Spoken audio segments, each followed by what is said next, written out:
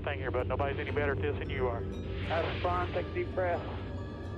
Give him hell at the end. You like this? Fight like hell like we do every week. You are the best here. Brett, be affirmative. You told me to get on. Info. Ready. Ready. Slow. Green, green, green.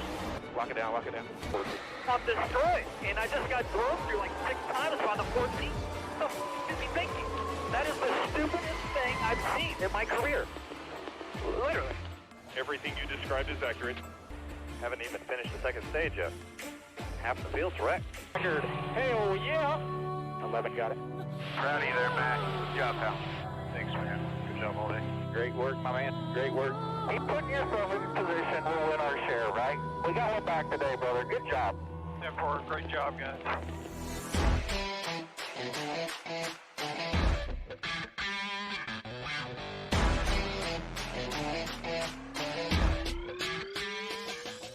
And welcome back. Week 4 headed into Las Vegas, Nevada. How did you guys do last week? It was a tough weekend for me, but we make adjustments, we come back, and we do it again. 3 winners so far this year, 2 first-time winners, and 1 second-time winner, and congrats to William Byron. Will we see a 4th-time winner? I think so. But we go racing this Sunday, and we'll see if we can get a 4th winner or maybe even another first-time winner. As you can see right up here, I do really like these comics from Bruno. You can find him on Twitter, as you can find also all of my content on Twitter, Facebook, YouTube, and other social media at Racing in the Draft. Make sure you like, follow, and subscribe on whatever one happens to be your favorite. So guys that usually run up front ran in the back, and drivers that typically run in the back ran in the front this past weekend at Homestead. But a great showing early from Christopher Buescher, and in the end Ryan Newman also, both from Roush Fenway Racing. It's really good to see them kind of making a resurgence early this year. They've had a tough go at it over the past 5 to 7 or 8 years, pretty much ever since Mark Martin, Matt Kenseth, Kurt Busch, and that group left. But it's good to see them kind of running up front at the beginning, middle, and even end of the races. With that being said, what has happened to Penske Racing? They have just fallen off poorly and started off poorly this year. Brad, Joey, Ryan Blaney, all not starting off great this year. Anything from Daytona and the big pileup that they had to start, to Joey did finish well in the road course. Ryan and Brad had a pretty tough road course, and last weekend none of the 3 really did that well. Will this weekend be better? This would be the track that they would typically do very well at, so this will be a telltale sign on if we should be worried or not, because they usually dominate Las Vegas. But wrapping up last weekend, as we can see from the picture in the cartoon, I do like the fact where Tyler Reddick is literally running the fence and ripping the fence, and that's typically kind of what Kyle Larson does and Tyler Reddick does, but Reddick kind of found the key to that earlier and ended up with a much better finish, but not a much better finish than Kyle Larson. But I think if there had been another 8 to 10 laps, that I think Tyler Reddick could have ended up running down the race winner William Byron and at least given him a real run for his money. But we only ran 267 laps instead of 277, so Tyler Reddick ended up finishing second. And what a start for Michael Mcdowell this year. He now has 3 top 10 starts this season. And on the other side of the spectrum, what a poor start for Matt DiBenedetto, or what we call him Matty D, who now has an average finish of 33rd to start this year. And he's actually part of the Penske organization, but does race for Wood Brothers Racing, which has a partnership with Penske. So some of the questions I kind of have seen this past week is, kind of why is this happening? Is it just young drivers getting better and used to driving cup cars? Or is it because of the parts freeze or the lame duck year? I think it's a combination of all three, actually. I think the young gun drivers are kind of figuring out how to drive the cup cars better. I think the next generation car that was supposed to come out in 2021 that got delayed because of COVID and got pushed to 2022. So we're running the same car, and that wasn't expected, has played a little part into it, and that has also caused a parts freeze because of COVID. Manufacturers aren't making the parts that the Cup cars in the Xfinity and Truck Series, for that matter, would need to help increase or give more opportunities to the better funded teams. So your better funded teams having to deal with less expensive parts. So I think that's kind of been kind of the great equalizer. And honestly, I kind of like it. It's kind of throwing my algorithms off for DraftKings, but we make adjustments and we move on. So I think we'll continue to see smaller and lower budget teams continue to do well. Will they continue to win races? I think they will at points in times. But, we go to the track every week and we'll make adjustments and we'll see how we can do. But this is a new week, and we start our West Coast swing at Las Vegas as our first stop. And I did find this great video. I always try to include a little bit of a video for you guys. This great video from NBC and Parker Kligerman. So let's take a quick couple of laps with Parker Kligerman around Las Vegas Motor Speedway. Take it away. So I'm just starting to pull off pit road here. We're going to get going, and one thing you'll notice immediately at this place as you pull off pit road is going to be you're going to be staring at some banking right ahead of you. Well, that's turns 1 and 2. We've been talking about how hot and slick this racetrack is. It's the talk of the entire garage. And that's the thing about this place, is that we've raced here so often in the spring. We know how much grip it has and how fast it is, how much you're in the throttle. That has not been the case here. Down in 3 and 4, you'll come in, you definitely at the beginning of practice, you'll want to be down here on the bottom, get that left side right on the white line, and then from here off, it's been really slick off 4. I've heard a lot of drivers talk about just losing the car right off the corner in 4. Fly down this front straightaway. You can use that apron down there. You'll head off into 1, the big conversation piece, the bumps right here. Bam, bam, bam, bump after bump after bump. That is what really unsettles the race car right as you're compressing down into the banking. So it's the worst portion for the crew chief to have to, for the driver to explain, because the car is going through so many motions there. Then you might move up. You might start to search for grip, as we've seen drivers do, because that racetrack is giving up grip as the rubber lays into the groove, the main groove. And you'll move up the racetrack, especially down here in 1 and 2. So you want to go up because you want to avoid those bumps. That's the key here. We go off into 1, and we'll enter way higher up above those white lines, all the way up here. This is where you want to run. This is the place. Later in the run, when the tires fall off, it helps you keep your momentum up. You're avoiding the bumps, and all those things just make it easier to get around here. And thanks again to Parker Kligerman and NBC Sports for that quick video. And that's kind of a couple laps around Las Vegas. And I've raced a few races on iRacing this past week. And it's definitely a high-speed, high-banked, progressive banking track that does wear on tires, not as much as the last race, but tire wear will end up becoming an issue like any track.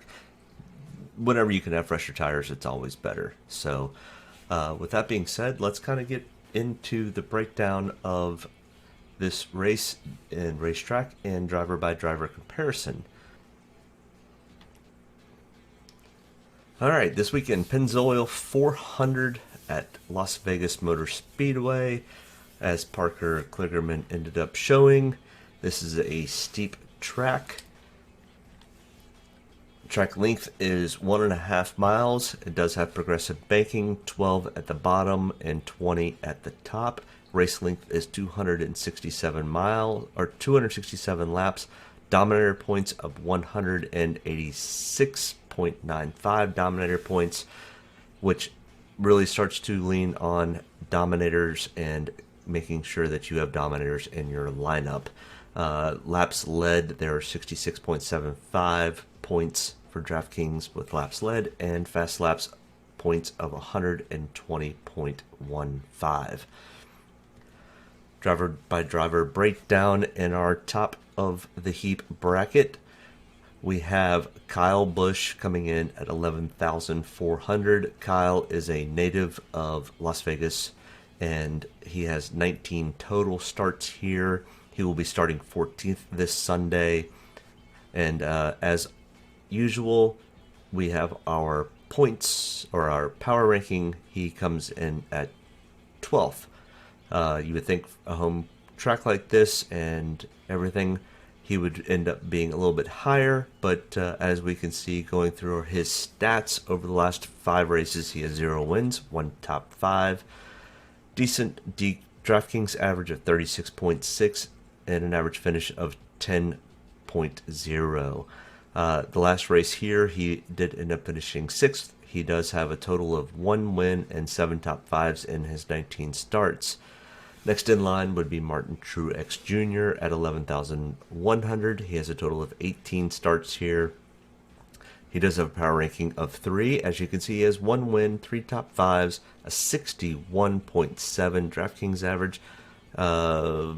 Wouldn't say quite double what Kyle has, but significantly better. A 7.2 average finish. Finished 4th here in the fall race. 2 wins, 6 top 5s out of his 18 starts. Next in line, Ryan Blaney from Penske Motorsports, 10,800, 9 total starts here, power ranking of 8, no wins, 2 top 5s, a 40.7 DraftKings average, and a 10.0 average finish. Last race here, he did finish 7th. He still has no wins out of his 9 starts and 3 top 5s. Chase Elliott, 10,600, 8 starts, starting 8th, power ranking of 6, no wins, 1 top 5, a 36.4 DraftKings average, and a 19.4 average finish. He finished 22nd here in the fall race. He has 0 wins total and only 2 top 5s. Now we get into the Penske drivers. Brad Kaslowski, priced at 10,300, has a total of 15 starts here, 1 win, 3 top 5s, a 56.3 DraftKings average, a 5.2 average finish. His power ranking is 2nd. Last fall he finished 13th here, and out of his 15 starts he has 3 wins and 7 top 5s. Getting into the next bracket, Joey Logano coming in at $10,000 flat. He has a total of 15 starts here. He does have the number 1 power ranking, finishing 1st in this race last spring. He has 2 wins in the last 5, 3 top 5s, a 62.1 DraftKings average, a 5.8 average finish. The last race in the fall, he did finish 14th. He has 2 wins total here with 6 top 5s. Excuse me. Next in line, Kevin Harvick, 9,700, 23 total starts here, which is the top of the heap for the old man, even though he does not race like an old man. Just because he has 23 starts, which is the most out of anybody here, I give him that credit for being the old man. He is starting 1st from the pole. He has a power ranking of 4. In his last 5 starts here, he has no wins, but 2 top 5s, a 43.7 DraftKings average, and a 12.8 average finish. Last race in the fall, he finished 10th.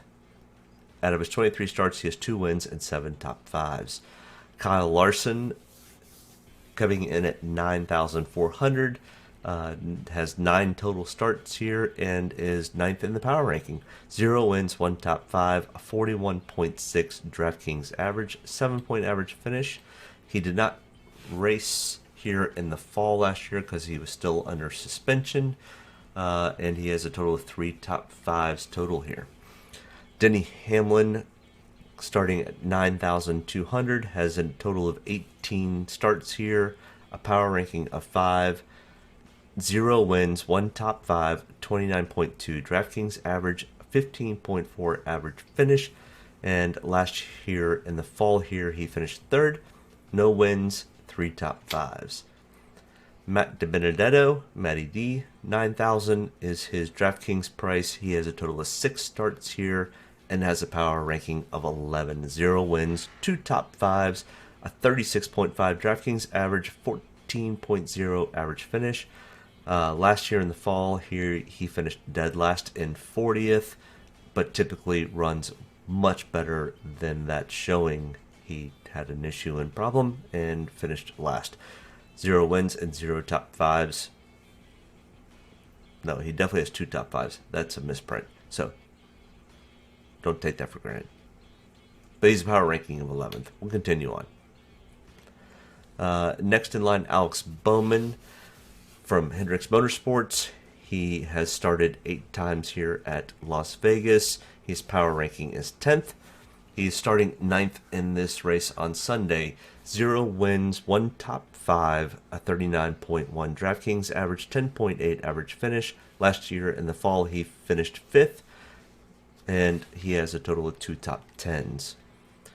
Coming down the line is Eric Almirola, 8,600, has a total of 15 starts here, power ranking of 13th.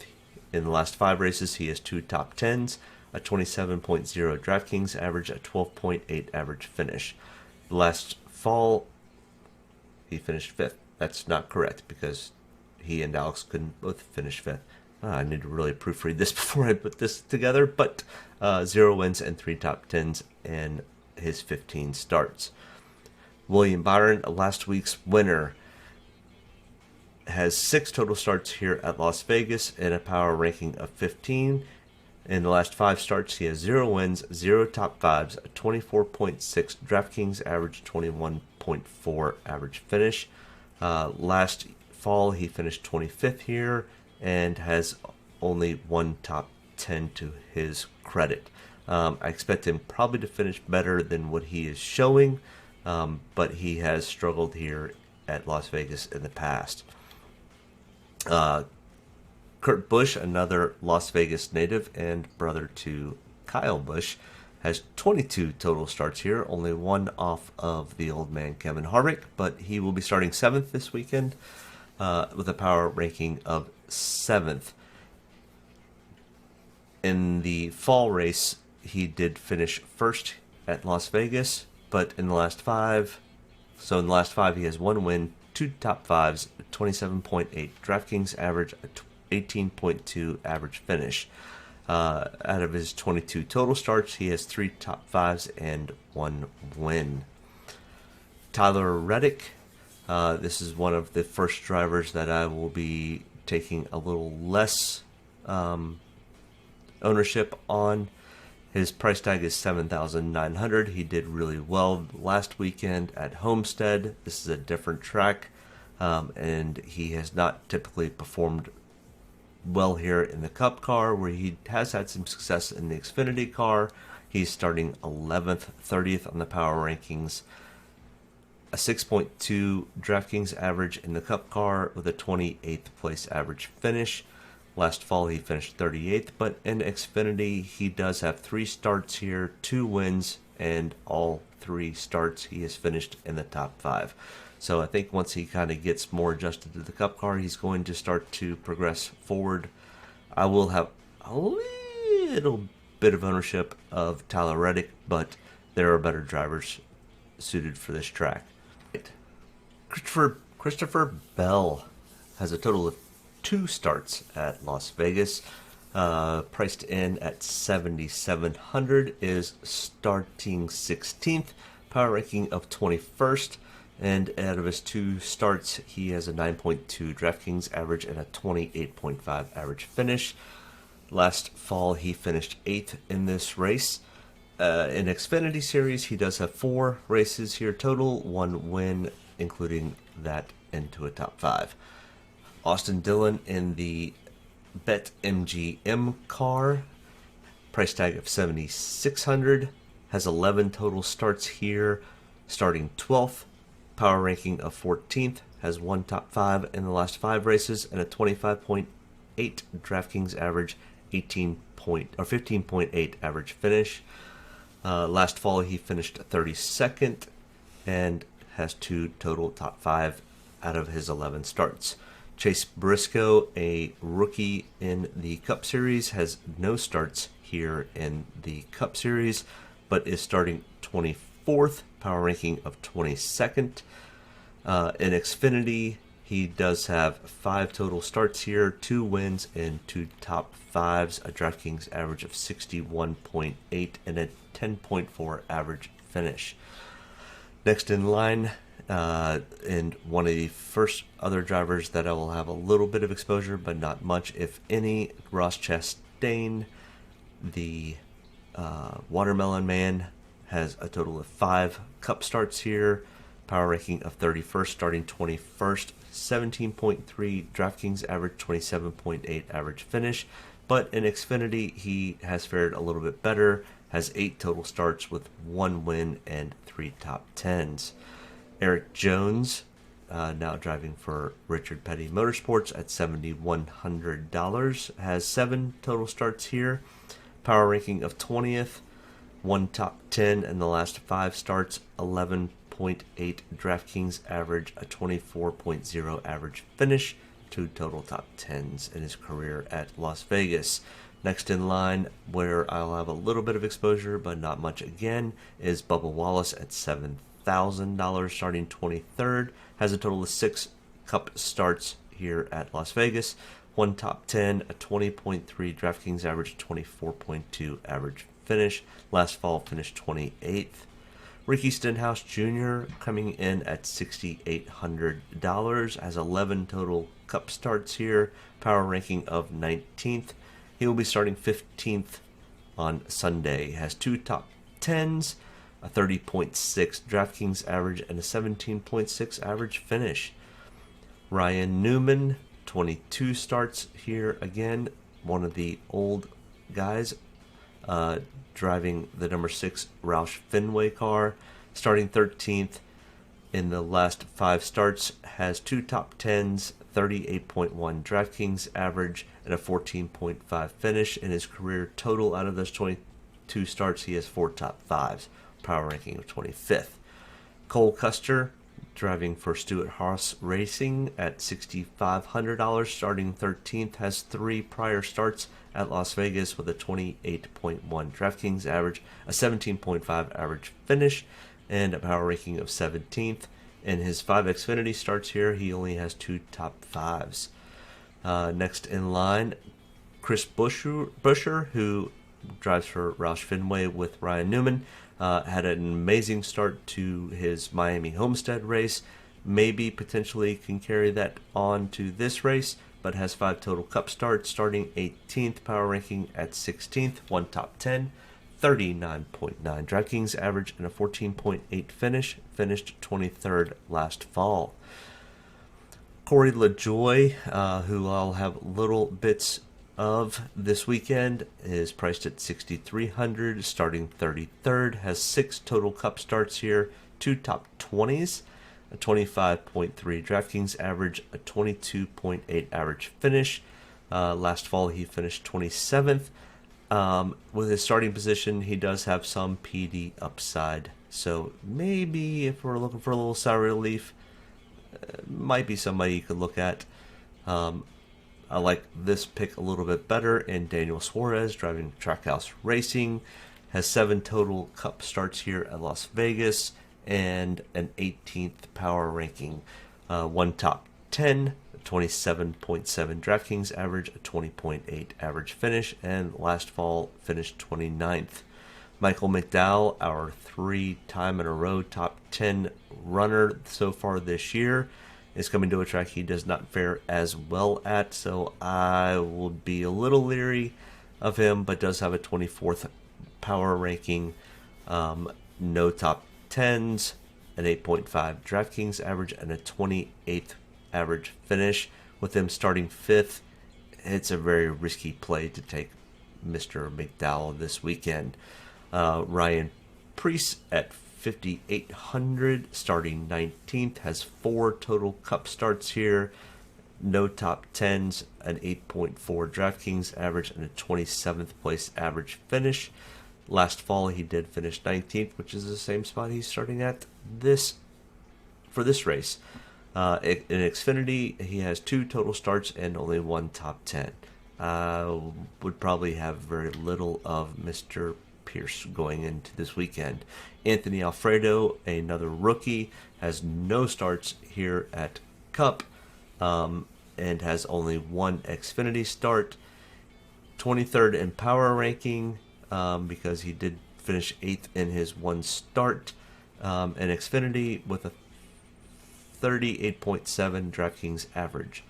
If you're looking for some salary relief, Anthony Alfredo starting 27th may be somebody you can take a look at, and that I will be taking a look at.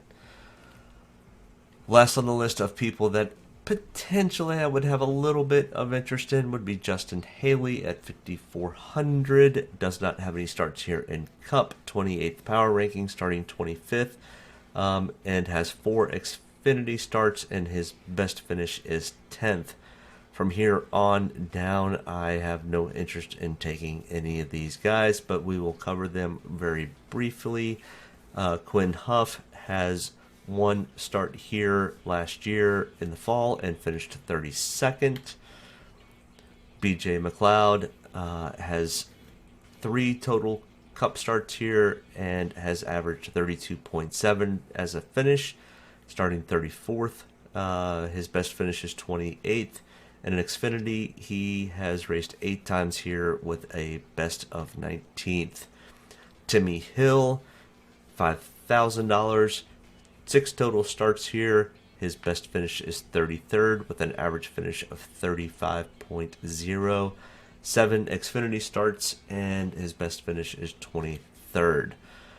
Josh Bilicki, 4,800, 1 start, starting 35th, and his average finish is 36.0. As you can see, this is why I have no interest in these guys. That's not Garrett's car, that's Timmy's car. Screwed that up, sorry about that, Garrett. But he has 2 total starts here, a 35th place average finish, and out of his 6 Xfinity starts, he has finished best 18th. Joey Gase at $4,600 has started 5 times here with an average finish at 35.5. As you can tell, this is why I have no interest in these guys. 11 Xfinity starts, 0 top 20s, and no top 10s. Cody Ware is rounding out the end of our pack here at $4,500. Has 1 start and or no starts, starting 26th. I expect him to fall back and finish no better than where he is starting. So that pretty much covers our driver-by-driver comparison. Let's look again at our top 15 pickups. 15 picks coming into this weekend at Las Vegas. And Joey Logano at the top of the heap at 10,000. His partner in crime and best friend, saying that a little jokingly after Daytona, Brad Kaslowski at 10,300. Third, Martin Truex Jr. Fourth, Kevin Harvick. Fifth, Denny Hamlin. Chase Elliott at 10,600. Kurt Busch, slight sour relief here at 8,100 and winner last year. Ryan Blaney, Kyle Larson, Alex Bowman, Matt DiBenedetto, Kyle Busch, Eric Almirola, Austin Dillon, which gives you probably the best salary relief out of this bunch at 7,600, and William Byron, last week's winner. Optimal lineups, we can kind of go through this kind of quickly and kind of take a look at this a little bit more. That kind of shows how we have transitioned from point differential being, or place differential being one of the main factors to how many fast laps and laps led begin to really kind of play a factor. As you can see here, our top point getter at Daytona was Denny. He finished 20 spots better. He had 5 fast laps, but did lead 98 total laps, and that's why he was almost 20 points ahead of the next placed points getter. At the road course, same thing, very limited laps, which gives you very few fast laps and laps led. And AJ Allmendinger routed out that, even though he finished in 7th place. The PD upside was everything for that race.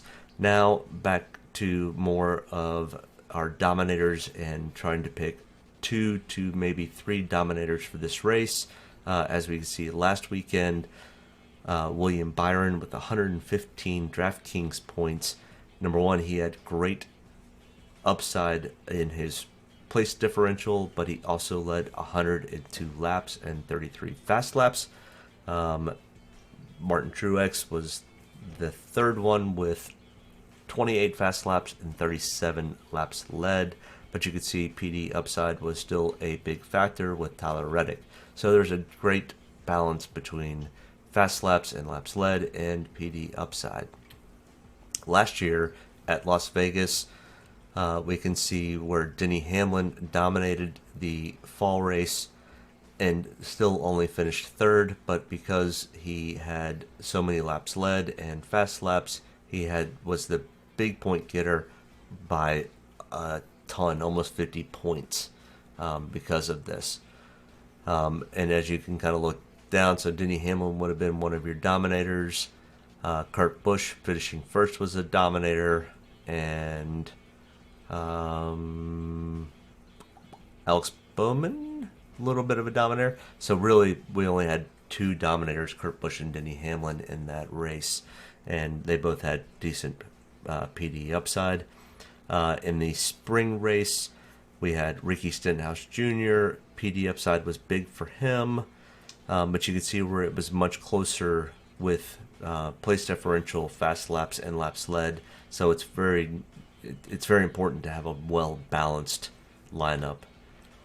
As you can see here, here's another quick glance on where people start and where they finish, and why it's so risky to take people who start in 1st, 2nd, 3rd, or 4th. If they slip it all and end up in this range, I mean, literally, if you start 1st, 2nd, 1st through 5th, and end up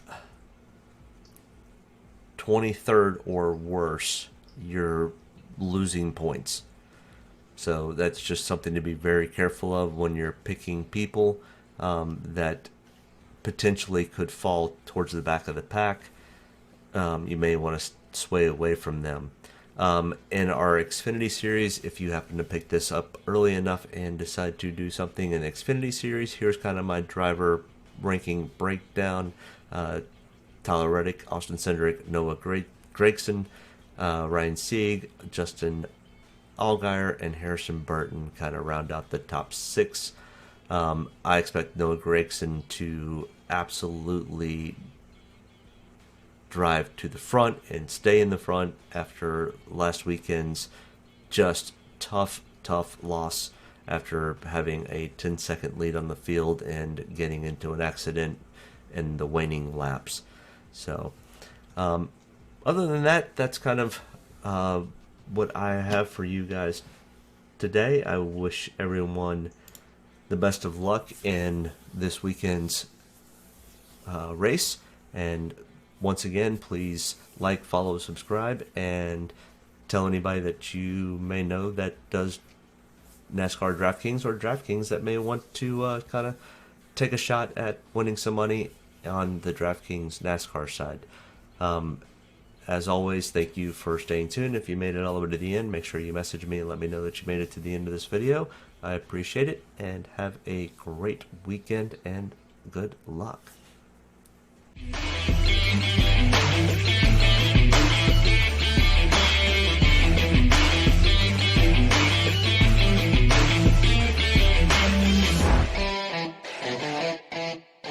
Deep breath. Get ready to roll here. Only about one thing tonight, getting the W's, so got to be around at the end to do that. Get ready to roll tonight, boys. Let's go have some fun. Don't get me any more fired up than I already am. All the way to the checkered. You're fine. Nobody's got to run. Checker time, baby! Hell yeah. Proud of you there, Matt. Good job, pal. Thanks, man. Good job all day. Great work, my man. Great work. Keep putting yourself in position. We'll win our share, right? We got one back today, brother. Good job. Great job, guys. Excellent work, my man. Excellent work. Thank you. Man, that's awesome. Set out with a goal, we got it here, bud. Thank you very much. Really proud of you, man. Drove your butt off tonight. We had the best car here, bud. Probably killed our deal there. Just feel like I gave one away. Yeah, boys! Way to rebound! Great job! Great job, bud. Really good job. Appreciate you hanging in there with us all weekend. What a weekend. Good job. Thank you.